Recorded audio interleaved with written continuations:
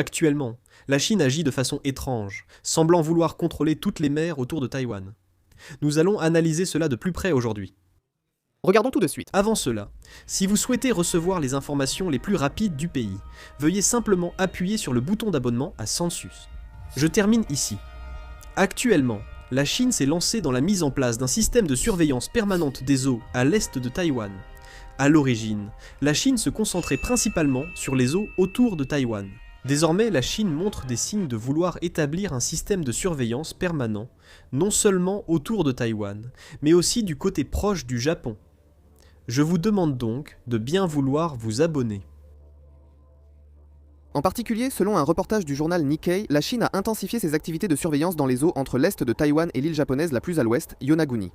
Le média du Parti communiste chinois, Huangqiu Shibao, a qualifié, le 11 juin, les opérations spéciales de contrôle maritime du ministère des Transports d'étape importante, dans le passage de la revendication de droit à l'exercice de la juridiction.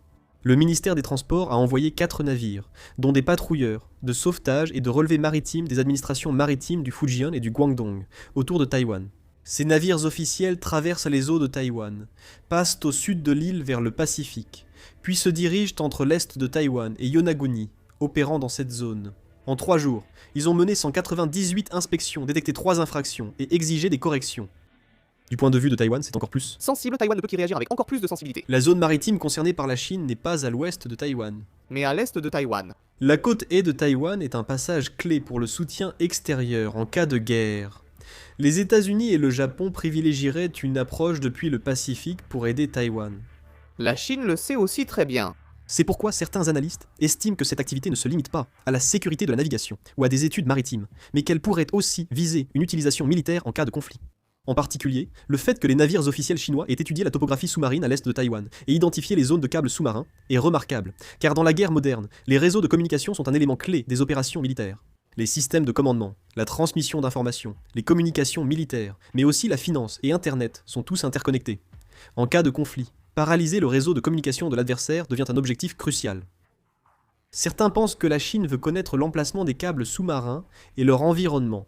Ce qui inquiète surtout, c'est qu'elle aurait cette fois établi une carte des fonds marins. C'est cet aspect qui suscite de grandes inquiétudes, car des experts s'intéressent à la possibilité que la carte des fonds marins soit utilisée à des fins militaires. De plus, si l'on considère aussi la position géographique, cela devient encore plus significatif.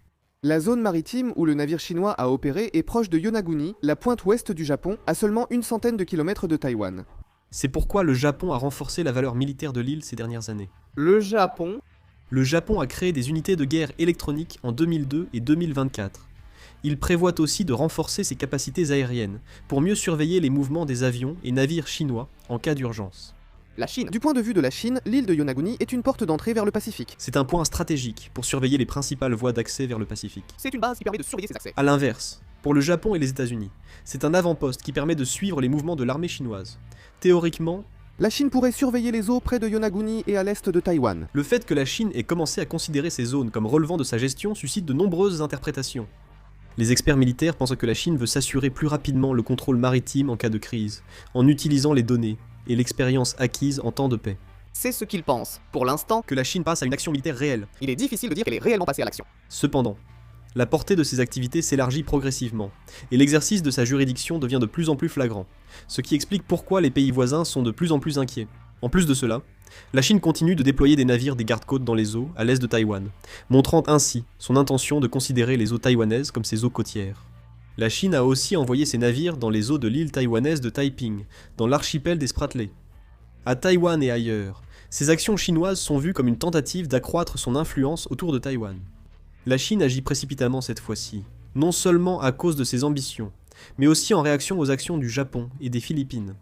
Le 28 mai dernier, les dirigeants du Japon et des Philippines ont tenu un sommet et sont convenus d'entamer des négociations officielles pour délimiter la zone économique exclusive, c'est-à-dire la ZEE, et la frontière du plateau continental entre les deux pays. Cela peut d'abord paraître un problème de frontière maritime entre le Japon et les Philippines. Mais La Chine considère ce problème comme bien plus. la Chine considère ce problème comme bien plus sérieux. La Chine a vivement réagi car la zone de négociation est à l'est de Taïwan, que la Chine considère comme son territoire. Par conséquent, la Chine a maintenu sa position selon laquelle les eaux à l'est de Taïwan relèvent également de ses droits et intérêts maritimes. Dans cette situation, Le fait que le Japon et les Philippines entament des négociations sur la délimitation maritime en excluant la Chine est, du point de vue chinois, quelque chose de difficile à accepter. La Chine a protesté auprès du Japon et des Philippines par voie diplomatique. Ils ont déclaré que la Chine devait aussi prendre part aux négociations, car ces eaux relèvent de sa zone économique exclusive et de son plateau continental. Ils ont également critiqué le fait que le Japon et les Philippines tentent unilatéralement de délimiter les frontières, affirmant que cela n'a aucune validité juridique et constitue une atteinte aux droits et intérêts de la Chine. Le Japon et les Philippines ont maintenu leur plan initial. Au contraire, les deux pays s'orientent vers un renforcement de leur coopération en matière de sécurité. Ces dernières années, les deux pays, confrontés à des conflits avec la Chine en mer de Chine méridionale et orientale, renforcent leur réponse conjointe. Du point de vue de la Chine, il est inévitable de considérer que la pression autour des questions maritimes s'intensifie. Par la suite, Le niveau de riposte de la Chine. a progressivement augmenté. La Chine a accru les patrouilles de la garde côtière et a envoyé des navires officiels pour des contrôles maritimes et des activités de relevé. Elle a aussi annoncé des sanctions interdisant l'entrée à Gilberto Teodoro, ministre philippin de la Défense, et à sa famille. La Chine sanctionne rarement un ministre de la Défense étranger en poste, signe que l'affaire est jugée très sensible. Cela montre à quel point elle considère cette affaire sensible. C'est ainsi que cela est interprété. Le message de la Chine est clair. La question des eaux à l'est de Taïwan n'est pas une affaire que le Japon et les Philippines peuvent décider uniquement par des négociations bilatérales. À l'avenir, la Chine devrait dépasser les protestations diplomatiques et exprimer sa position par des actes concrets. En fait, Du point de vue de Taïwan, c'est absurde. du point de vue de Taïwan, c'est absurde. Comme les navires officiels chinois diffusent des messages de régulation à l'égard des navires marchands étrangers dans les eaux taïwanaises, les autorités taïwanaises ont protesté, affirmant qu'il s'agissait d'une violation du droit international. Le 9 juin, le Conseil des affaires continentales, l'organisme taïwanais chargé des affaires avec la Chine continentale, a déclaré que le harcèlement injustifié des navires marchands étrangers par les navires officiels chinois dans la zone économique exclusive de Taïwan constituait une menace pour la paix et la stabilité régionale. Le Conseil des affaires continentales a souligné que la Chine, sous prétexte de négociations sur la délimitation des frontières entre les zones économiques exclusives et les plateaux continentaux du Japon et des Philippines, avait mené des opérations de contrôle contre 3 navires marchands étrangers dans les eaux sous juridiction orientale de Taïwan et a qualifié ces actions de violation du droit international et des conventions internationales. Taïwan affirme qu'il détient la souveraineté sur sa zone économique exclusive conformément à la Convention des Nations Unies sur le droit de la mer et au droit international. Affirme que cela est clair, sans aucun doute ni controverse possible. Taïwan n'est pas subordonné à la Chine, et la Chine n'est pas subordonnée à Taïwan. Toute tentative de la Chine d'utiliser cette occasion pour étendre la portée de sa souveraineté ne réussira jamais et ne sera pas tolérée. Il a élevé la voix pour dire que cela ne saurait être accepté. Taïwan s'inquiète particulièrement de la volonté de Pékin de traiter les eaux autour de Taïwan comme ses mers proches. Les actions actuelles de la Chine visent principalement à démontrer son influence en mer. Ne s'arrête pas là. Plus important encore, la Chine renforce sa présence autour de Taïwan.